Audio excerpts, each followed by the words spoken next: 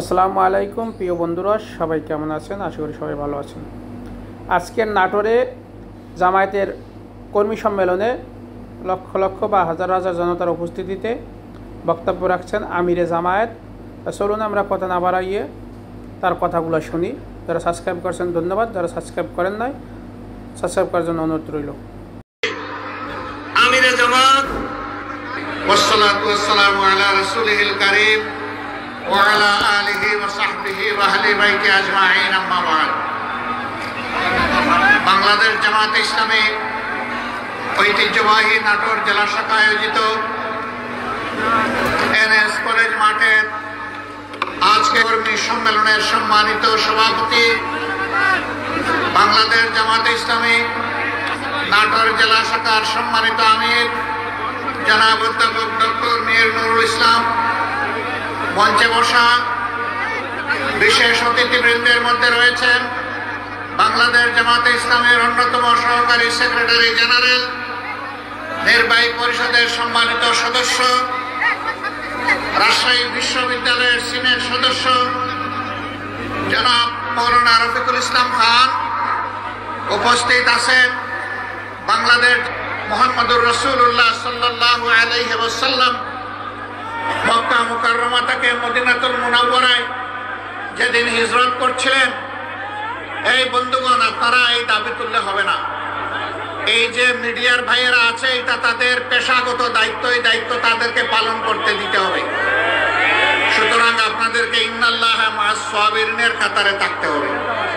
সবর করেন, আর চামড়ার চোখ দিয়ে আল্লাহ যতটুকু দেখার তৌফিক দেন আলহামদুলিল্লাহ, বাকিটা দিলের চোখ জাগায় দেন। আমার সম্মানিত বন্ধুগণ, বলছিলাম রাসূল করিম সাল্লাল্লাহু আলাইহি ওয়াসাল্লাম মক্কা মুকাররমা থেকে মদিনাতুল মুনাওয়ারায় হিজরত করছেন। তার উটের দুটি সামনের পা চলে গেছে মদিনার বর্ডারে, পিছনের দুটি পা থেকে গেছে মক্কার বর্ডারে। এই অবস্থায় তিনি উটের লাগাম ধরে উটকে দাঁড় করিয়ে পিছনের দিকে ঘুরলেন। চোখ দিয়ে দুই চোখ দিয়ে পদ্মা আর যমুনার পানি ঝরতে শুরু করলো। আক্ষেপ করে বললেন, হায় মক্কা, তোমার সন্তানেরা আমাকে থাকতে দিল না। কেঁদে কেঁদে বুক বসাচ্ছেন। সঙ্গী আবু বকর সিদ্দিককে ভালোবাসলেও দফায় দফায় ক্ষমতায় যারা এসেছেন, জনগণের আমানতের খেয়ানত তারা করেছে। এই আমানতের মর্যাদা তারা রক্ষা করেন না। সেবকের কথা বলে ক্ষমতায় এসে তারা মালিক হয়ে বসেছিলেন। কম বেশি সবাই এই জাতিকে কষ্ট দিয়েছেন, জুলুম করেছেন। সবচাইতে বেশি কষ্ট দিয়েছে গত 15.5 বছরের ফ্যাসিস্ট সরকার।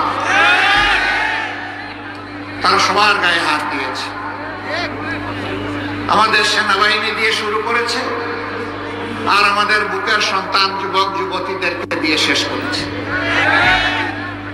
হ্যাঁ, ক্ষমতায় আসার আগে 2006 সালের 28 অক্টোবর লগি বইটার তাণ্ডব চালিয়ে স্পষ্ট দিবালুকে নিরীহ মানুষগুলাকে হত্যা করে, ইমানদার মানুষগুলাকে হত্যা করে তাদের নিথর দেহের উপর দাঁড়িয়ে তারা নেচেছিল। তাদের রুচি কত নিম্ন পর্যায়ে এখান থেকে অনুমান করা যায়। এরপরে ক্ষমতায় আসার পর একটার পর একটা হত্যাকাণ্ড তারা সংগঠিত করেছে। সর্বশেষ 2024 সালের 5 আগস্ট, যেদিন তারা ক্ষমতা ছেড়ে দিশাহারা হয়ে পালালো, সেই দিন পর্যন্ত তারা গণহত্যা চালিয়ে হাজার হাজার মানুষকে খুন করেছে। পানির কেইন হাতে নিয়ে গিয়ে বলতো, পানি লাগবে ভাই, পানি লাগবে। তাকেও গুলি করে শেষ করে দিল, তাকেও রাখলো। এরকম কম বেশি 200 মানুষকে শেষ করে দেওয়া হচ্ছে। নারায়ণগঞ্জের সাইনবোর্ড এলাকায় হেলিকপ্টার থেকে গুলি করে আমার একটা যুবতী বোন সুমাইয়াকে খুন করা হলো। আল্লাহ তাদের সকলকে শহীদ হিসাবে কবুল করুন।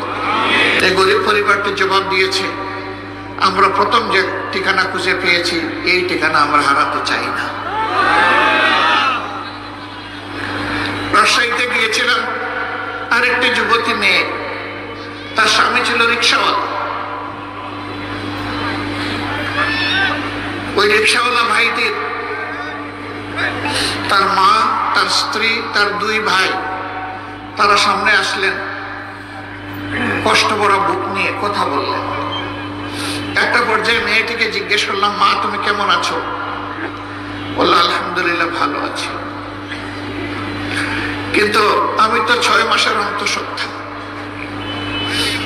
আমার গর্ভের সন্তানের কি হবে?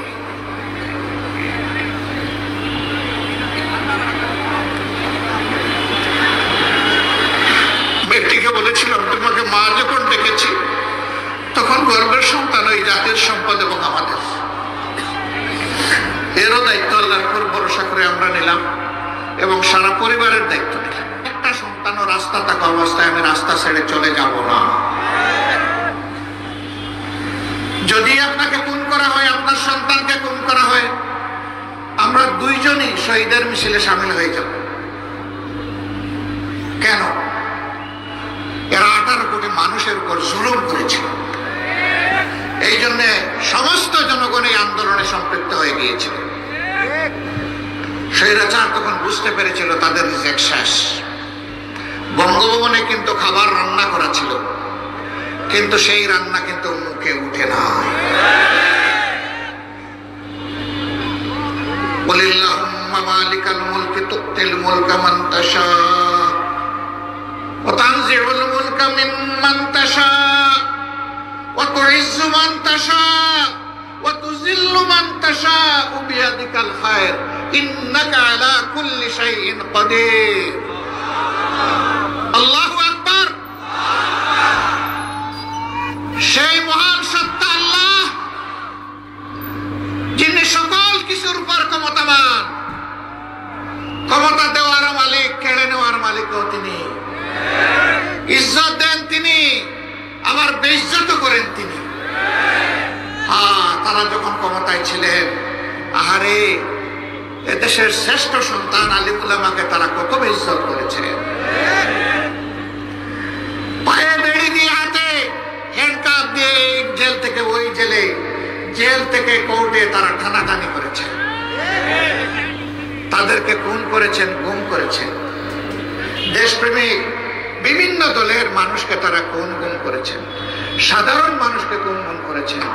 গরিব মানুষ কষ্টে সৃষ্টে 2-4টা গরু পুষেন, তিনি খবর পেয়ে ওই চোরের বাড়িতে গেলেন, তার মাকে পায়ে ধরে বললেন আপনি আমার মায়ের মতো, আমি গরিব মানুষ, এই 2টা বলদের উসিলায় আমার পরিবার চলে, আমি দাঁড় দেনা করে কিছু অল্প জিনিস নিয়ে এসেছি হাত করে, আপনি যদি একটু আপনার সন্তানকে বলে আমার 2টা বলদ দিয়ে দেন।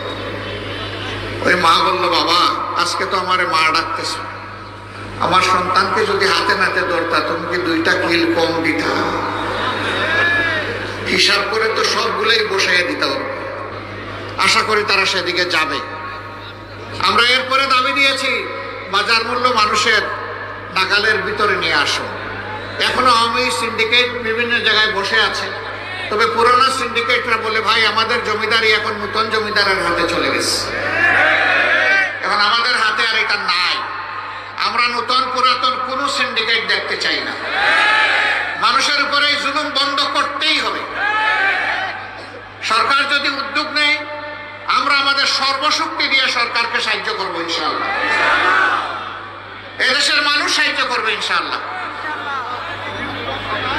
এরপরে আমরা দেশবাসীকে বলতে চাই পরিষ্কারভাবে, আমরা এমন একটা দেশ চাই আর যেখানে কোনো পক্ষ বিপক্ষ আর বিভাজন চাই না, টুকরা টুকরা জাতি চাই, আমরা চাই ঐক্যবদ্ধ জাতি।